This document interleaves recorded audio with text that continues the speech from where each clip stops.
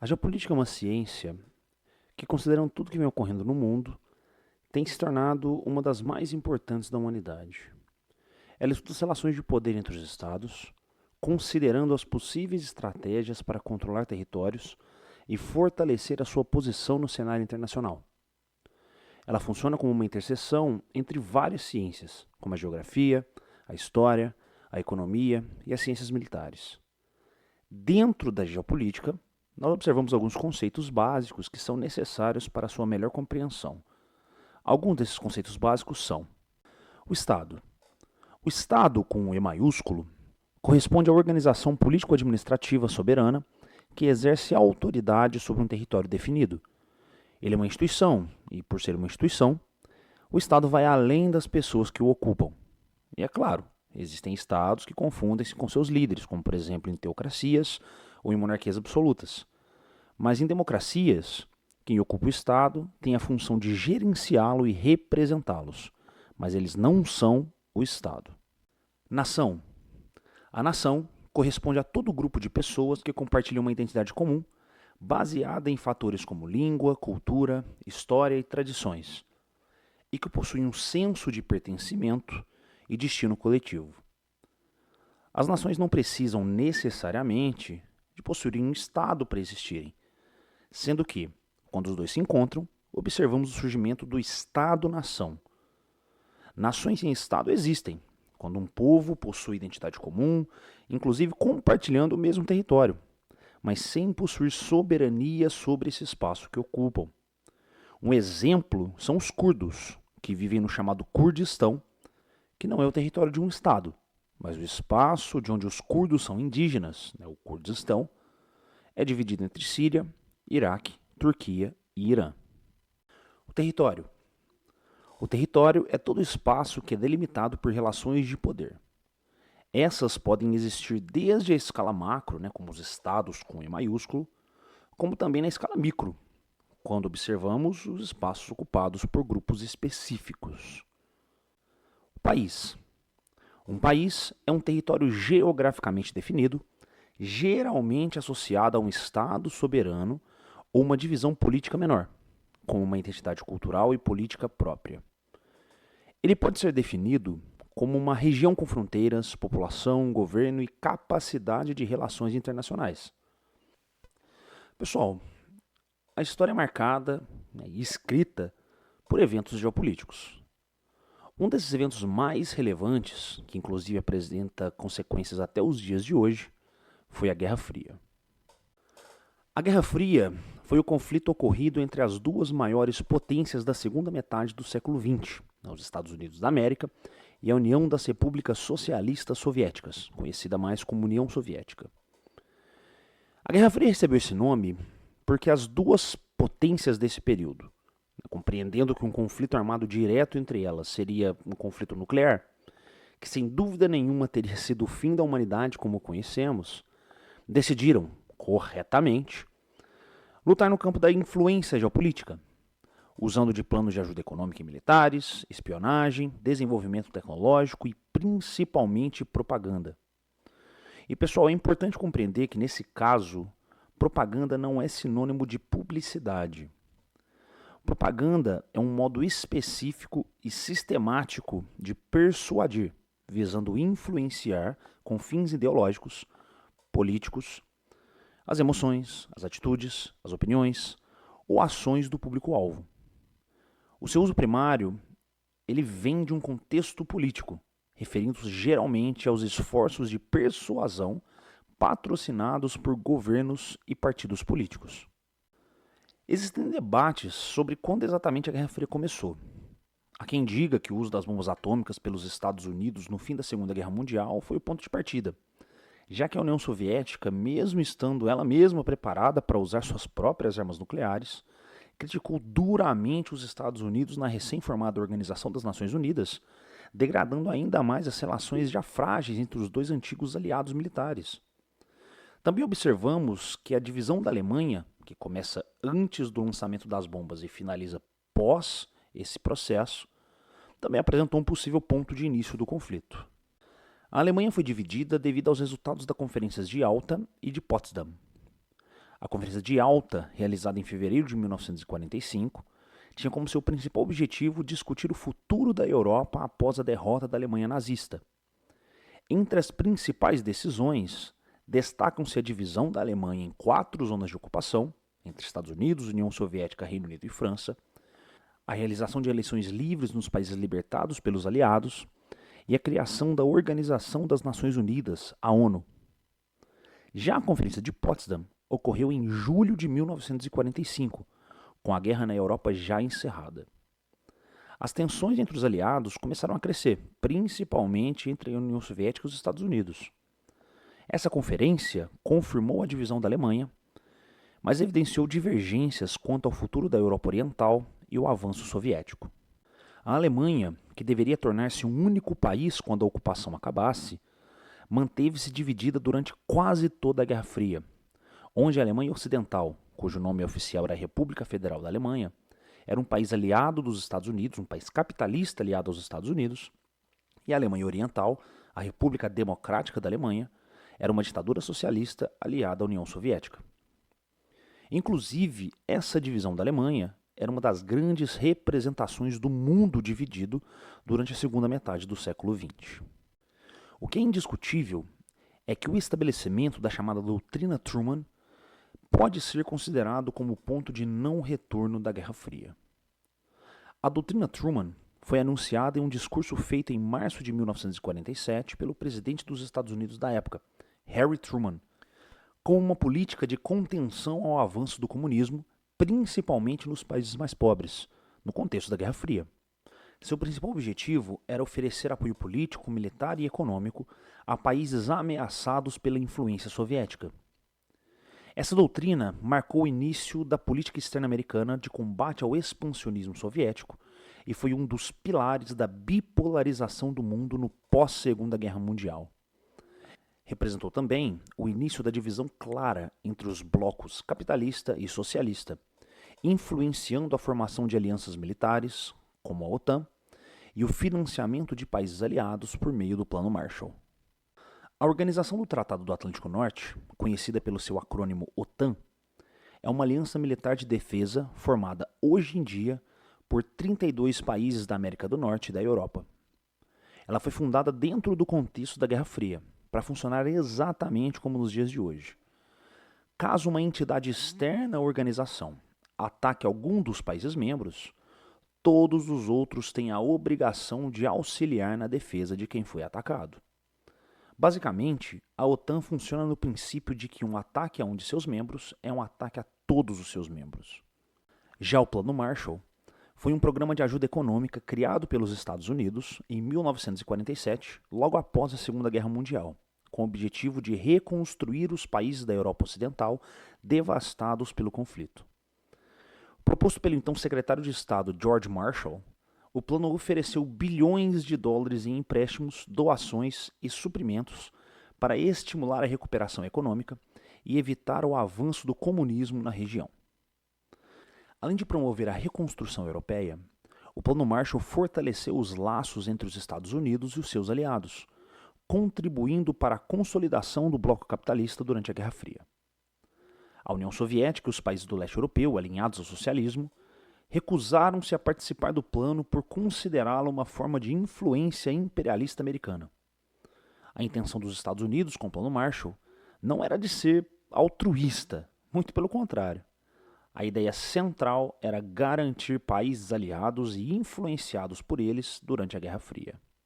A União Soviética respondeu à altura às ações dos Estados Unidos para a criação de sua zona de influência. Em resposta à OTAN e ao Plano Marshall, a União Soviética criou seus próprios planos, que funcionavam quase da mesma forma. Em resposta à OTAN, a União Soviética criou em 1955 o Pacto de Varsóvia, o seu acordo de aliança militar. E em resposta ao Plano Marshall, a União Soviética criou em 1949 o Conselho para Assistência Econômica Mútua, conhecido pelo seu acrônimo, o Comecon. O nome Guerra Fria acaba gerando, para algumas pessoas, a ideia de que foi um período onde nenhum conflito armado ocorreu. E, pessoal, isso não podia estar mais equivocado. A Guerra Fria, na verdade, foi um dos períodos mais sangrentos da história da humanidade, com vários dos conflitos que ocorreram nesse momento estando relacionados diretamente ao contexto da Guerra Fria. Dentre esses conflitos, é relevante discutirmos a Guerra da Coreia e a Guerra do Vietnã. Ambos os conflitos se deram devido à dificuldade em unificar os dois países que foram ocupados pós-Segunda Guerra Mundial pelos vencedores, já que durante a Segunda Guerra Mundial eles tinham sido ocupados pelo Japão. Grupos armados dos dois lados, tanto na Coreia quanto no Vietnã, lutaram com patrocínio e com a participação de soldados tanto dos Estados Unidos quanto da União Soviética. Então é por isso que é equivocado dizer que União Soviética e Estados Unidos não lutaram entre si. A guerra foi só indireta. Esse tipo de conflito indireto é chamado de guerras por procuração. São guerras que são lutadas por terceiros, representando interesses de outros países que os influenciam diretamente. No caso desses conflitos, nós observamos que, na Coreia, o conflito não acabou oficialmente, visto que Coreia do Sul e Coreia do Norte apenas decidiram por um cessar-fogo e até hoje não discutiram um acordo de paz. Mas no Vietnã, o grupo socialista liderado por Ho Chi Minh saiu vitorioso, com o Vietnã sendo unificado sob um governo socialista. Diretamente, Estados Unidos e União Soviética preferiram ficar no campo da espionagem, da propaganda e do desenvolvimento tecnológico. Nesse último sentido, nós observamos que as duas potências da Guerra Fria participaram de duas corridas tecnológicas, a corrida armamentista e a corrida espacial. A corrida armamentista foi todo o processo de desenvolvimento de novas tecnologias bélicas por Estados Unidos e União Soviética, que buscavam armar-se mais e melhor. Porque, na ocorrência de um provável conflito armado direto entre eles, ambos entendiam a necessidade de estarem mais fortes que seu adversário para vencerem mais rapidamente. Isso fez com que, até os dias de hoje, Estados Unidos e a Rússia, que é considerada na comunidade internacional como uma quase herdeira da União Soviética, tenham duas das maiores forças armadas do mundo e sejam os dois países com mais ogivas nucleares, possuindo juntos cerca de 90% de todas as bombas nucleares do planeta. Já a corrida espacial foi mais pacífica, com algumas aspas. A intenção da corrida espacial era, para além da propaganda de mostrar qual sistema econômico era capaz de gerar um maior desenvolvimento tecnológico e científico, também o desenvolvimento de tecnologia militar, principalmente de mapeamento e espionagem. Não é à toa que tecnologias como imagens de satélites, que hoje em dia são usadas massivamente no geoprocessamento, e o GPS originaram-se nesse processo. E pessoal, a União Soviética ela foi responsável pelos primeiros avanços tecnológicos para a exploração espacial. Foram eles que enviaram o primeiro objeto humano, o satélite Sputnik, o primeiro ser vivo, a cadela Laika, e o primeiro ser humano, o cosmonauta Yuri Gagarin, para fora do planeta. Porém, não é incorreto dizer que os Estados Unidos venceram a corrida espacial, visto que tudo que a União Soviética fez, os Estados Unidos também fizeram, apesar de terem feito depois. Mas onde os Estados Unidos chegaram, ninguém mais chegou, inclusive até os dias de hoje. As missões Apollo, principalmente a missão Apollo 11, que foi a primeira a alunizar, o que significa alunizar? Alunizar significa descer na superfície da Lua, pousar e descer na superfície da Lua. Ela foi responsável por levar a humanidade para a Lua, inclusive em 6 momentos diferentes. E justamente pelos Estados Unidos terem conseguido essa façanha, não é tão incorreto dizer que eles foram os grandes vencedores da corrida espacial. Pessoal, em 1962, o mundo enfrentou a crise dos mísseis de Cuba, onde após descobrir mísseis dos Estados Unidos instalados na Turquia e apontados em sua direção, a União Soviética instalou alguns mísseis em Cuba e apontou-os para os Estados Unidos, desencadeando uma crise diplomática entre as duas potências que quase nos levou a uma guerra nuclear. Inclusive, até o presente momento, a crise dos mísseis é considerada como o momento onde nós estivemos mais próximos da Terceira Guerra Mundial. Ela foi resolvida num acordo secreto entre os presidentes John Kennedy dos Estados Unidos e Nikita Khrushchev da União Soviética para a retirada dos mísseis tanto na Turquia quanto em Cuba. Esse evento demonstrou a necessidade da melhoria das relações entre os dois países, que acabou levando a humanidade ao período conhecido como Detente. A detente foi um período de relaxamento das tensões entre os Estados Unidos e a União Soviética durante a Guerra Fria, especialmente entre o final da década de 1960 e o final da década de 1970. Esse processo teve como objetivo evitar conflitos diretos e promover acordos que limitassem a corrida armamentista, como os tratados SALT I de 1972 e SALT II de 1979, que buscavam controlar o uso de armas nucleares. A política da detente também buscou envolver um maior diálogo diplomático e a cooperação econômica entre os dois blocos. No entanto, esse período terminou com o agravamento das tensões após a invasão soviética do Afeganistão em 1979, levando à retomada do clima hostil da Guerra Fria na década de 1980. A Guerra Fria começa a dar sinais de estar ruindo, principalmente a partir de 1985, quando Mikhail Gorbachev assumiu como secretário-geral do Partido Comunista da União Soviética. Gorbachev assumiu o comando do país em 1985, após a morte de 3 líderes em rápida sucessão. Com apenas 54 anos, ele era visto como mais jovem, mais moderno em comparação aos líderes anteriores, todos idosos e conservadores. Ele foi também o único secretário-geral do Partido Comunista nascido já durante o período soviético, o que simbolizava uma nova geração de lideranças disposta a encarar os sérios problemas do regime. E ao chegar ao poder, Gorbachev se deparou com uma economia estagnada, altos gastos militares e uma crescente insatisfação interna. Para enfrentar essa crise, lançou 2 programas de reformas ambiciosos, a Perestroika e a Glasnost. A Perestroika, uma palavra russa que significa reestruturação, era voltada para a economia. Gorbachev tentou descentralizar o controle estatal, introduzir elementos de mercado e dar mais autonomia às empresas. Já a Glasnost, uma palavra russa para transparência, foi uma abertura política e cultural. Permitiu maior liberdade de expressão, acesso à informação, críticas ao governo e maior transparência nos meios de comunicação. Isso deu voz à população, mas também revelou as graves falhas do sistema soviético, inclusive os crimes do passado. As reformas dividiram a elite política. De um lado, os conservadores temiam que Gorbachev talvez estivesse desmontando o socialismo. De outro, liberais e nacionalistas queriam mudanças ainda mais profundas e rápidas. Essa divisão gerou instabilidade e contribuiu para o enfraquecimento da autoridade estatal.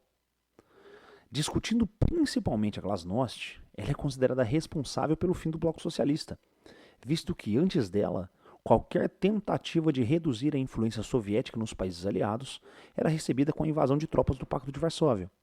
Com ela, eventos como a queda do Muro de Berlim puderam acontecer. O Muro de Berlim foi erguido em 1961 pela Alemanha Oriental para impedir a passagem dos seus cidadãos da porção oriental para a porção ocidental da cidade, e é considerada por muitos como o maior símbolo do mundo bipolar durante a Guerra Fria.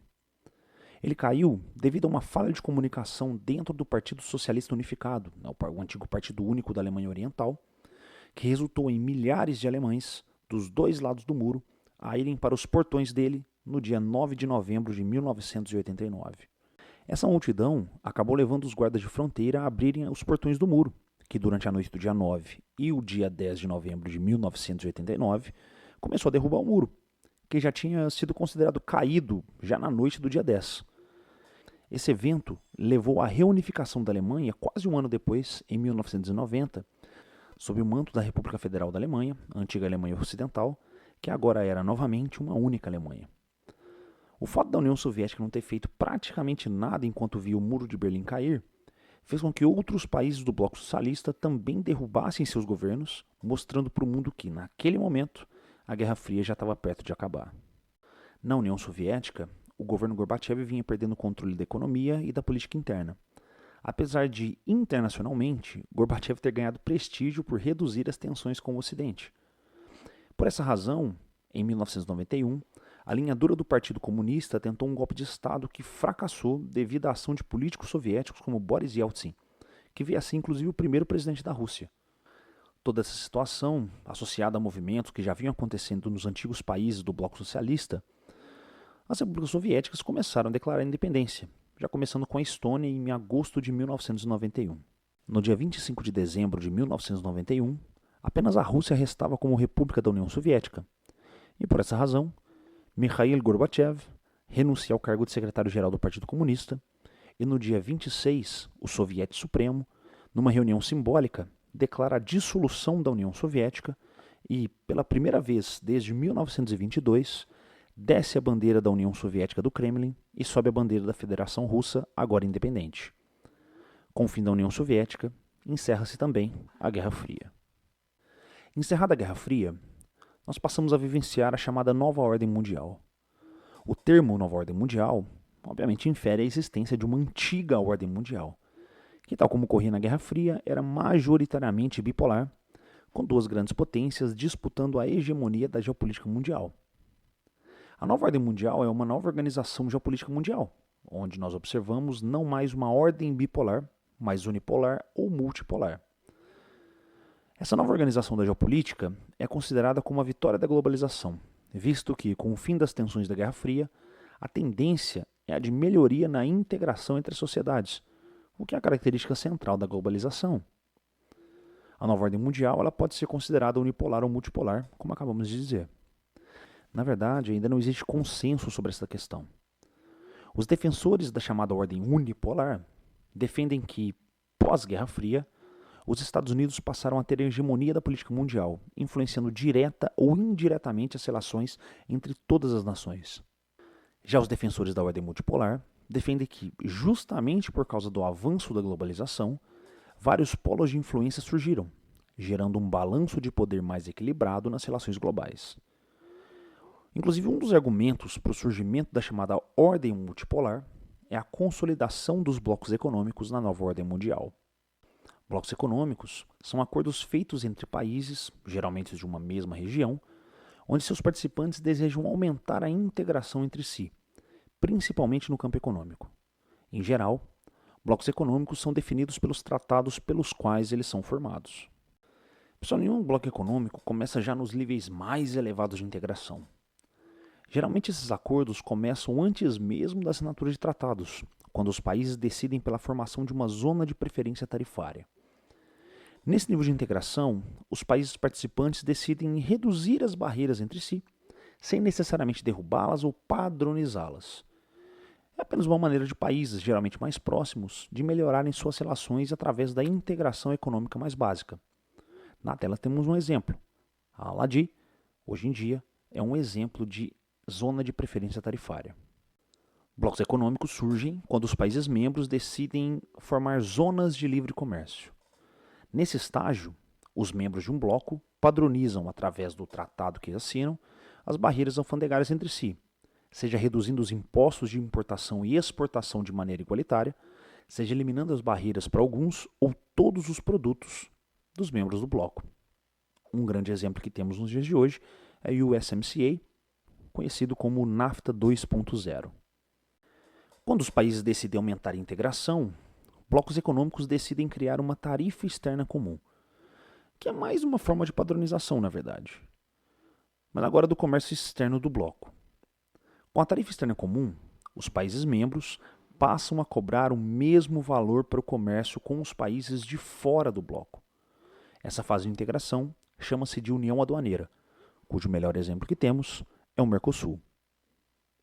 O próximo estágio de integração é o mercado comum. Nessa fase, os países membros derrubam por completo as barreiras para pessoas, bens e capitais, indicando que cidadãos dos países membros podem viajar e estabelecer residência livremente dentro do bloco, produtos produzidos dentro do bloco são comercializados livremente dentro do bloco, e investimento entre os países membros são livres de regulações nacionais. O último estágio de integração econômica dentro de um bloco econômico é a chamada União Econômica. Nesse estágio, além de todos os avanços já alcançados, os países membros decidem pela criação de uma política econômica comum, que pode, inclusive, incluir a criação de uma moeda comum. Não é uma necessidade, não é uma obrigação, mas geralmente acontece. A partir da União Econômica, o bloco passa a ser enxergado pela comunidade internacional como uma entidade econômica comum, visto que todas as decisões a respeito da economia de todos os países são tomadas em conjunto e em comum acordo entre todos os países do bloco. O único exemplo de união econômica que temos no mundo é a União Europeia.